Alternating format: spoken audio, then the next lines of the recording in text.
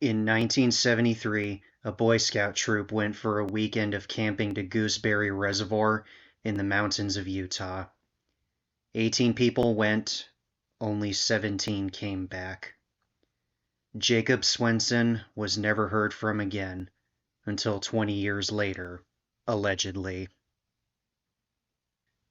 The story you're about to hear is an account of the events that took place that fateful weekend, as told by his best friend, Dakota Nelson, in 2005 in an interview he had with a freelance journalist.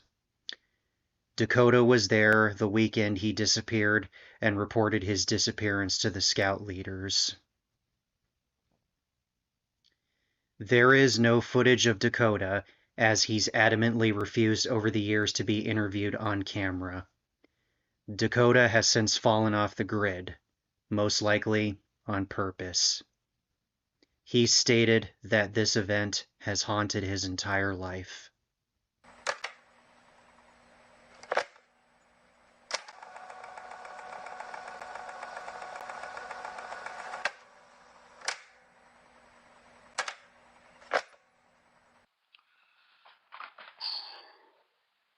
Where do I even begin?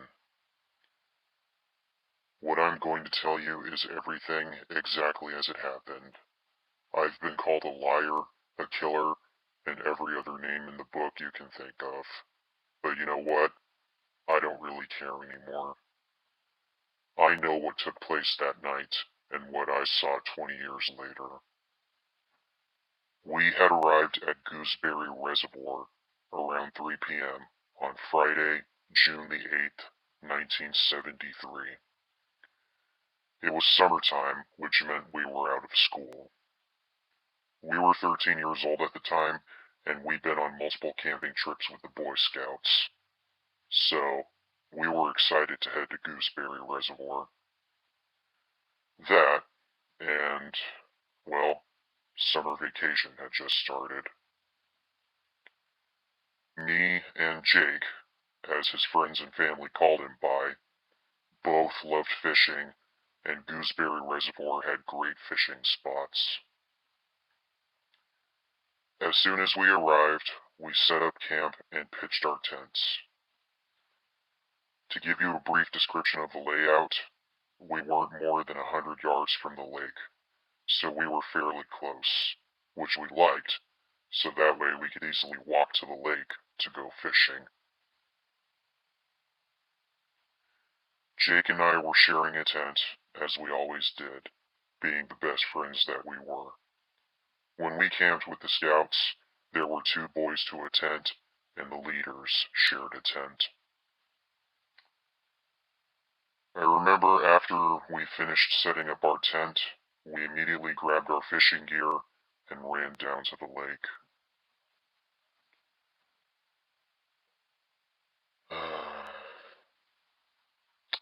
I remember that day well. The weather was perfect, and we ended up catching half a dozen fish before it got dark. When we made it back to the camp around 7:30 or 8 p.m., we cooked and ate some of the fish we'd caught, and saved the rest for the following day. Over the next hour or 2, we all sat around the fire, telling stories and laughing at each other's jokes. That was a great day.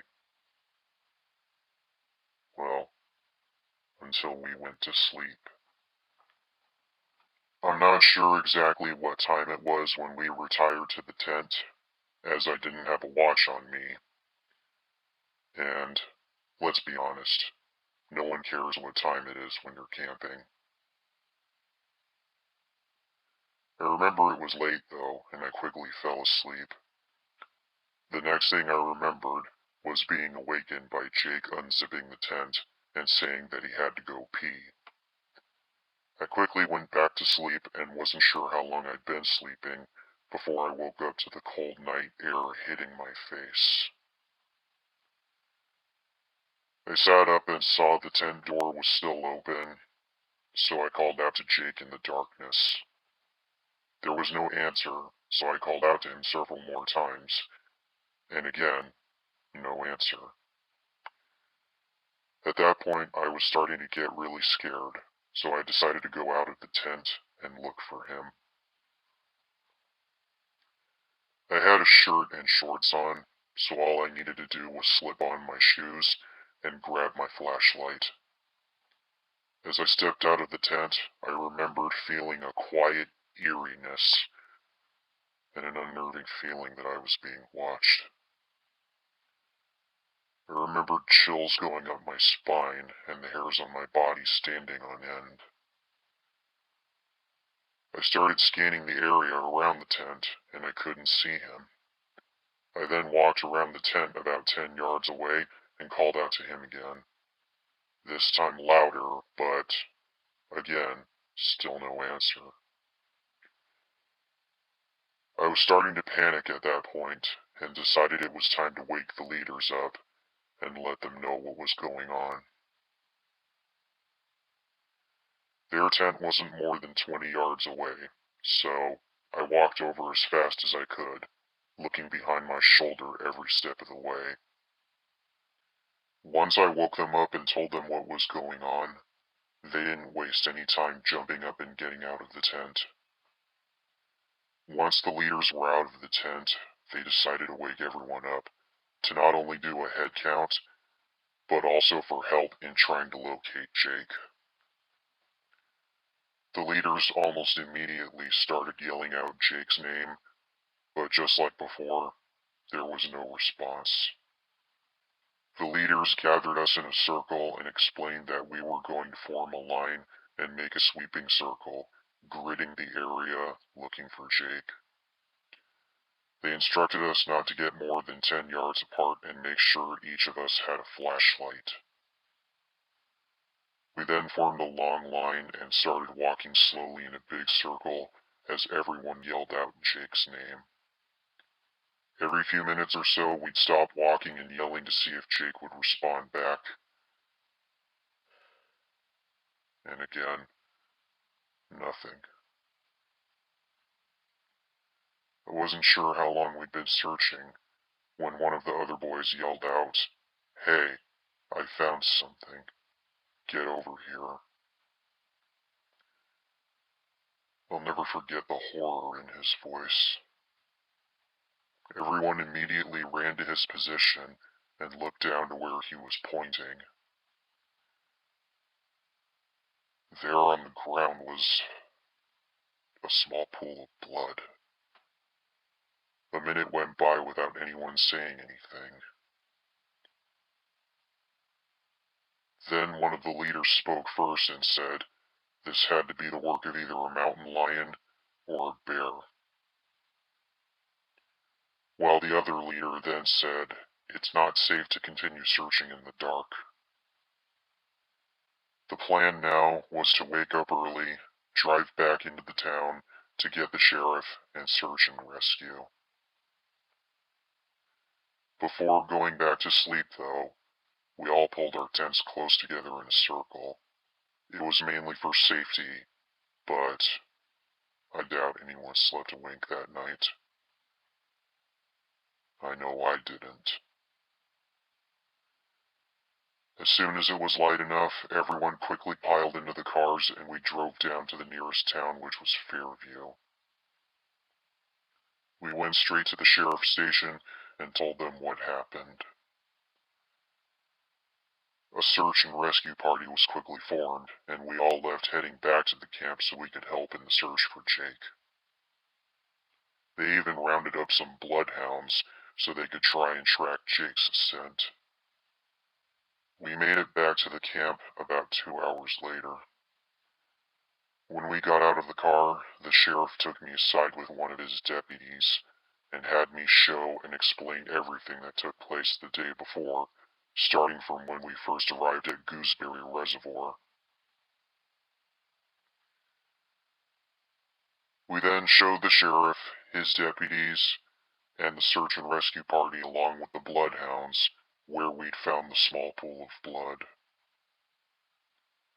I vividly remember the hounds standing there, sniffing the blood and the ground around it, and then suddenly taking off. We all took off following the hounds as everyone was yelling Jake's name as the hounds led us through the thick forest of pine trees and aspens. We must have gone several miles through that thick forest, several ravines, and over some steep mountain trails before finally coming to a river that was high and fast moving. Unfortunately, there was no way any of us could cross it safely, and it was there that the dogs lost Jake's scent. The sheriff then called everyone into a circle and said that they were bringing up horses so they can widen the search and move faster. He instructed the scouts and the leaders to head back to the camp, but also told us to stick around until they said it was okay that we could leave. It took us a while to make it all the way back to the camp, and as we made our way out of the thick forest and our camp came into view, we could see just how many more people had arrived. A news van had even arrived, and they, the news crew, started running up to us as we approached the camp. Thankfully, though, our leaders were quick to get in front of us, so the newscasters couldn't bombard us kids with questions. I remember one of the main leaders of our scout troop deciding to talk to the news reporter and simply give them the facts of what happened. As one of the leaders was talking to the news reporter, the other leaders moved us away from them and over to a more secluded area so we could be alone. The rest of the day was pretty much a haze and seemed surreal to me. All I remember is people scurrying around the camp all day, but I also vividly remember Jake's parents coming up later in the day.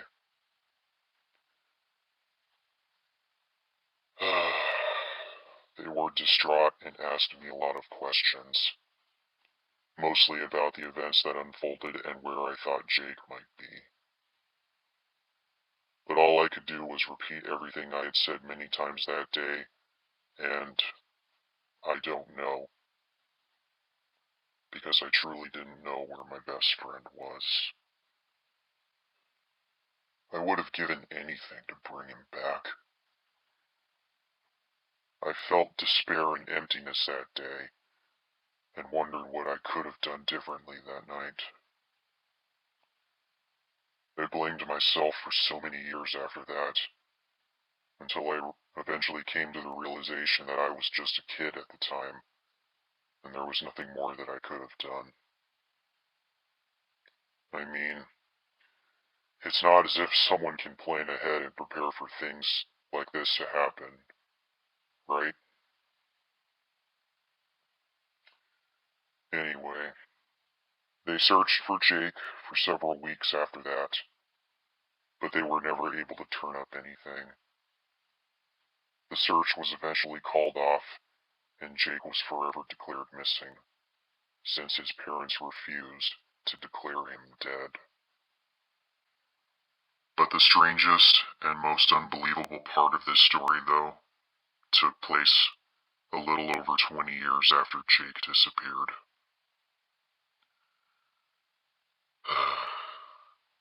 I don't talk about it much, as most people don't believe me. But again, I don't care. I was there, and they were not. Now, I've been back to Gooseberry Reservoir several times after Jake disappeared. Most of the time, I went to go fishing, but mostly, it was to remember my best friend. However, the summer of 1995 was the last time I ever went back,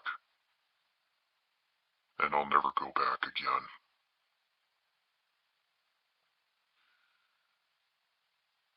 It was the last weekend of May 1995, which meant there was still snow on the peaks of the mountains, and the water was cold. This also meant there weren't a lot of people around. In fact, I don't recall anyone else being there that day. I always went back to the exact spot where Jake and I caught all those fish the day he disappeared. I arrived early in the morning, around 6:30 a.m., since I find that fishing is always better in the early morning. I unloaded my fishing gear, put some bait on my line, and cast it out into the water. I always brought a camping chair when I went fishing, so I set it up and plopped down into the chair and started drinking my coffee.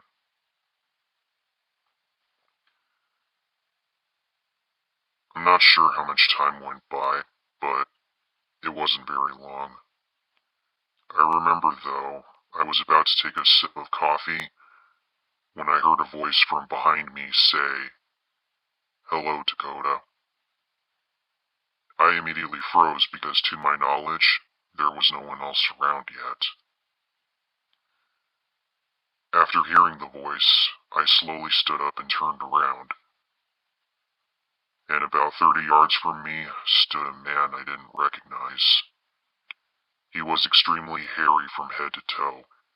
He wasn't wearing shoes and had worn, tattered clothes on his body. I stood there for a bit, not able to speak. And when I finally did speak, I said, who are you?" The man stood there looking at me, and he finally replied with, "It's me, Dakota. It's Jake." I remember a shot of horror and adrenaline immediately flowing through my body. I stood there frozen, unable to move a muscle. When I could muster up the words to speak, I said to him, "Where have you been all these years, Jake?" Jake's next words, though, will haunt me forever until the day I die, and I think about them almost daily. I'll never forget them. He said, "I was taken, and you must leave now. They're watching you, Dakota. Leave now." After he said that, I didn't even think. As quick as I could, I loaded up my gear, threw it into the back of my truck, jumped in, started the engine, and left as fast as I could. I looked in my rearview mirror as I was driving away, and I saw Jake turn around and slowly walking back into the trees. As I drove towards the town, I was torn if I should tell anyone or not, because who the hell would believe me, right? I mean, I wasn't sure what happened was real either.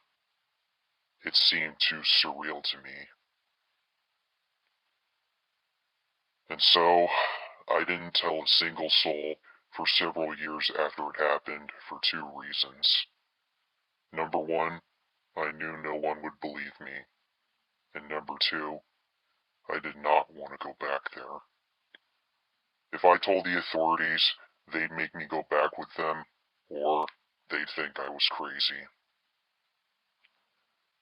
And finally, another reason is that Jake's parents were old and had come to terms with his disappearance at that point in time.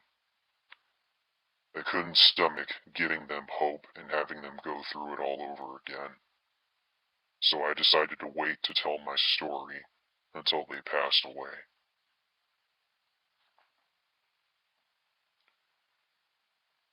Well, that's about all I have to say. I've never been back to Gooseberry Reservoir, and I never will go back. I don't know who they are, or who Jake was referring to with that final statement, but like I said, I think about it every day of my life.